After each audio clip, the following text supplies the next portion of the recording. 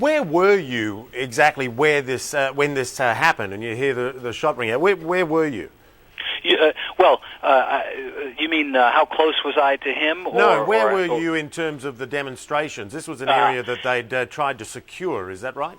Yes, well, here's the scene in Bangkok today. It's a sort of it's a combination of, I don't know, Mad Max and some medieval scene. There are bamboo pikes, and there are rubber tires that have been fashioned into barricades that block major intersections. And inside this encampment, you have all these protesters, and we were just inside that wall, just inside this makeshift barricade.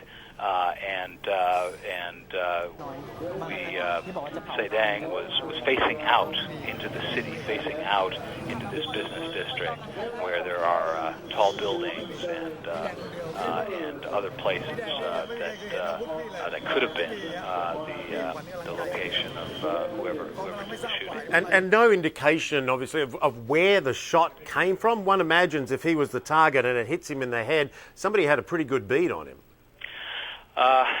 Yes, I mean he was standing in the same location for a while when I was talking to him, but he was moving around. He was just gesticulating. I was just looking over the series of photos I took of him. He was, he wasn't standing still. He was bobbing his head, It seemed to me, I'm not a ballistics expert by any stretch, but I was facing him.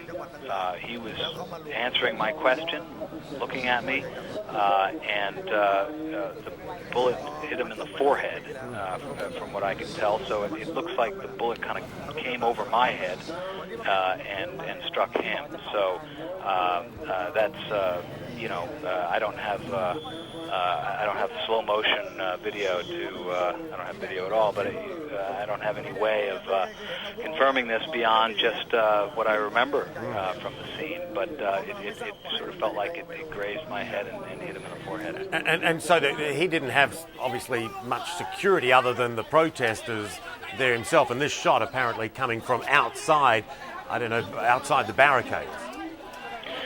Yes, it certainly seemed to me that the shot came from outside the barricades. We were right near the edge of the barricades, and there were people all around us on the inside of the barricades, and certainly the shooter didn't appear to be there. He wasn't wearing any protection. He was wearing a camouflage uniform. He had a floppy camouflage hat on. He had a Bowie knife in his belt, as is his sort of charismatic style, and he didn't have bodyguards per se. There wasn't any immediate reaction by armed people inside. So no guns were drawn or anything. So I assume that the people immediately around were not armed. Now, this is not a guy who's popular, to say the least, with the government, but he's also not all that popular with a section of the protest group. True? That's correct. I mean, he is on the one hand an impediment to a peaceful solution to this protest. On the other hand, he's a renegade in sort of all senses. I mean, he's a renegade from the army. He's also a hardline renegade. He's a hardliner within the protest movement. There are a lot of leaders within this protest movement who think that their goals have been achieved. They want to call it a day. They're worried about further violence.